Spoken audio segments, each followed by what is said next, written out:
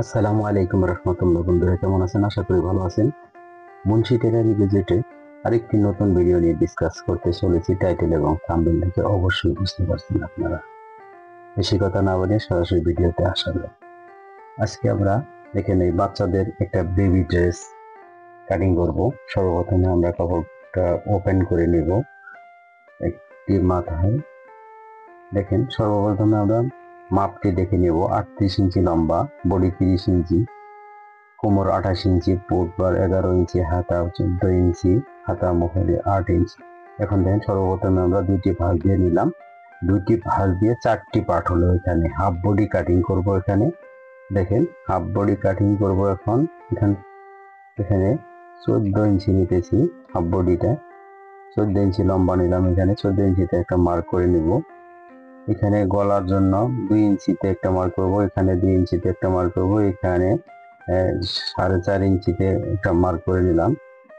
আবার এখানে এখন নিতেছি পুট নিতেছি 10 ইঞ্চি, 9 ইঞ্চি পুট আছে।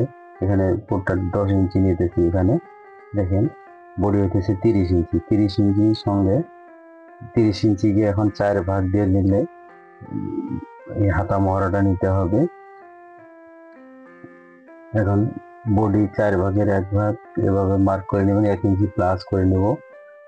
30 ইঞ্চি বডি 4 ভাগে ভাগ করলে 7.5 ইঞ্চি আসে। এখন আরো 1 ইঞ্চি বাড়তি নিলাম সেলাইয়ের জন্য। আপনারাও অবশ্যই বাড়তিটা নিয়ে নেবেন। এখানে 3 ইঞ্চিতে একটা শেপটা রাউন্ড দেওয়ার জন্য একটা মার্ক করে নেবেন।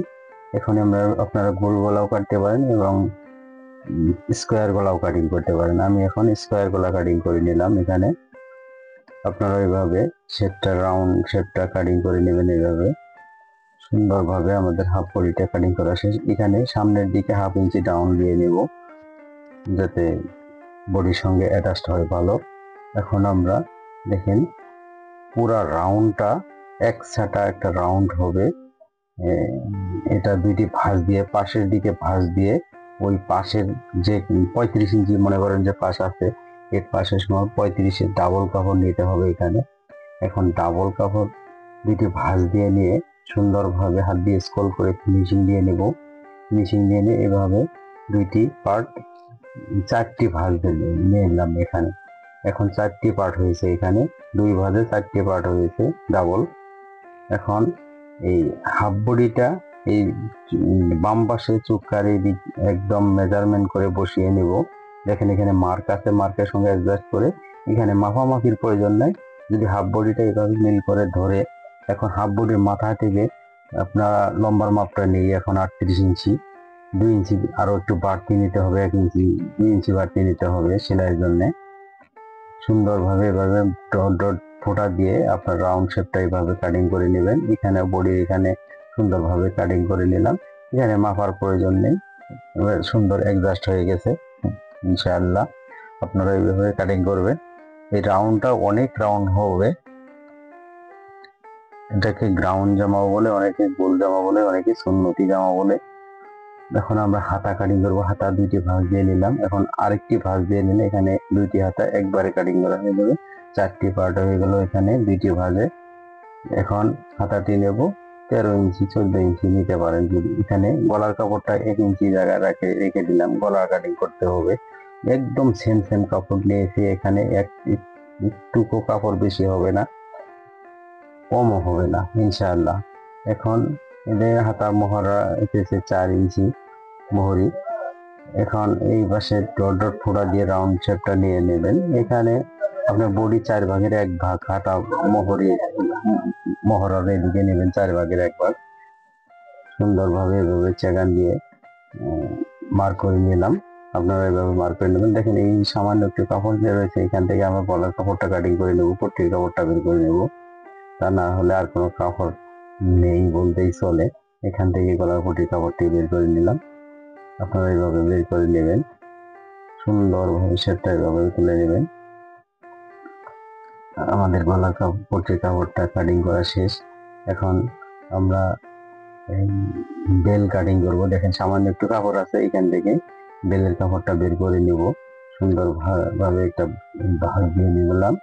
যেহেতু এখানে লম্বা পুরাটুক লম্বা আসতেছে না, আরেকটা জয়েন দিয়ে নিয়ে আমরা বেলের কাপড়টা অ্যাডজাস্ট করে কাটিং করে নেব, তাহলে হয়ে যাবে ইনশাল্লাহ। দেখেন বন্ধুরা, যারা এখনো ভিডিওতে লাইক দেন তাড়াতাড়ি ভিডিওতে একটা লাইক দিয়ে কমেন্ট করে জানাবেন ভিডিওটা কেমন হয়েছে। এখন আমরা হাতা মোহরি সেলাই দিয়ে নেব সুন্দরভাবে। একটা ভাঁজ দিয়ে আপনারা কাটিং করার মাথাটা সেলাই দিয়ে নেবেন। এভাবে একটা দুইটি হাতা একসঙ্গে সেলাই করবেন, তাহলে দুইটি হাতার সেলাই একই সাইজ হবে। যদি আপনারা দুইবারে সেলাই করেন তাহলে দুই রকম হয়ে যাবে, তখন কিন্তু মেজারমেন্ট করতে পারবেন না, কাস্টমার বদনাম করবে। আপনারা দুইটি হাতা একসঙ্গে সেলাই দিয়ে নেবেন, তাতে একই সমপরিমাণ দিক পাশ হবে, কোনো সমস্যা হবে না, ফিটিং ভালো হবে। সুন্দরভাবে মেশিন দিয়ে নিয়ে কুল দিয়ে নিয়ে সোজাভাবে করে নেবেন। এখানে তাল পাট কাটার কোনো প্রয়োজন নাই, আপনারা তাল পাট কাটিং করতে যাবেন না, কাটলেই ঝামেলায় পড়ে যাবেন নতুন অবস্থায়। আমি তাল পাট কাটিং করি না, আপনারাও করবেন না, কোনো সমস্যা হবে না, জামায় কোনো রিপোর্ট আসবে না। এখন গলার পট্টির কাপড়টা একটা করে কাঁচা সেলাই দিয়ে নেবেন সর্বপ্রথমে এভাবে ভাঁজ দিয়ে। বন্ধুরা, যারা ভিডিওতে এখনো লাইক দেন নাই, প্লিজ ভিডিওতে একটা লাইক দিয়ে ভিডিওটি যদি আপনার বিশেষ প্রয়োজন মনে হয় তাহলে আপনার ফেসবুকে শেয়ার দিয়ে রাখতে পারেন, ওখান থেকে আবারও দেখে খুব সুন্দরভাবে কাপড়টি কাটিং করতে জামাটি কাটিং করতে পারবেন এবং সেলাই করতে পারবেন ইনশাআল্লাহ। গলা পট্টি কাপড়টা এভাবে সেলাই দিয়ে নিয়ে আপনারা একটা চাপ সেলাই দিয়ে নেব। আপনারা ভিতরের কানিগুলো একটু কাটিং করে দিবেন আগে, তা নাহলে কিন্তু উল্টালে ফিনিশিং আসবে না। এই সেলাইটা দেওয়ার পরে এখানে কানিটা একটু করে কাটিং করে দিবেন, যাতে সেলাই না কাটে সেদিকে খেয়াল রাখবেন। দেখবেন এখন একটা করে চাপ সেলাই দিয়ে নেব আমরা সুন্দরভাবে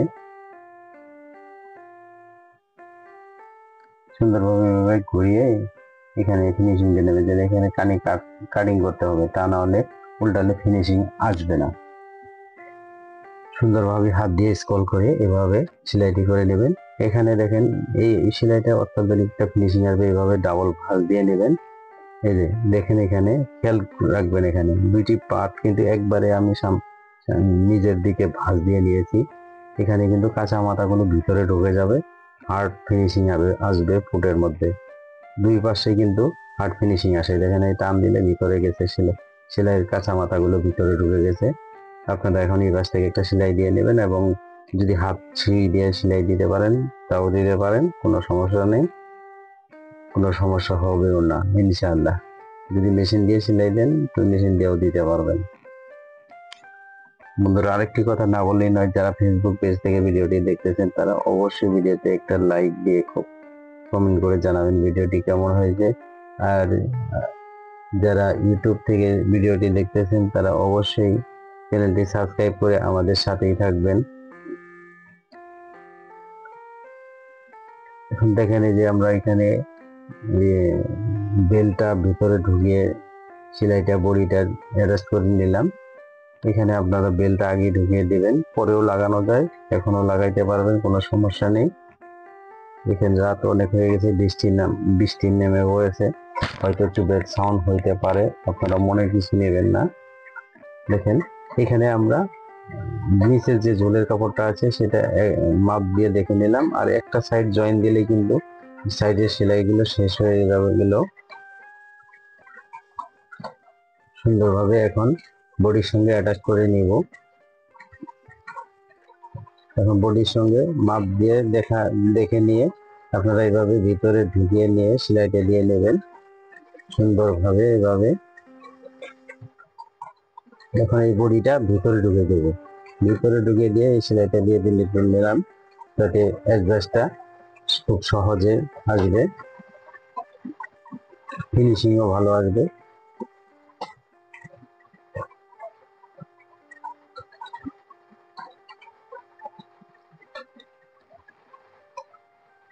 এখন এখানে একটা চাপ সেলাই দিয়ে নেব, আপনারাও একটা চাপ সেলাই দিয়ে নেবেন, তা না হলে এখানে খুলে যেতে পারে, কারণ চাপ সেলাই থাকলে খোলার সম্ভাবনা থাকে না।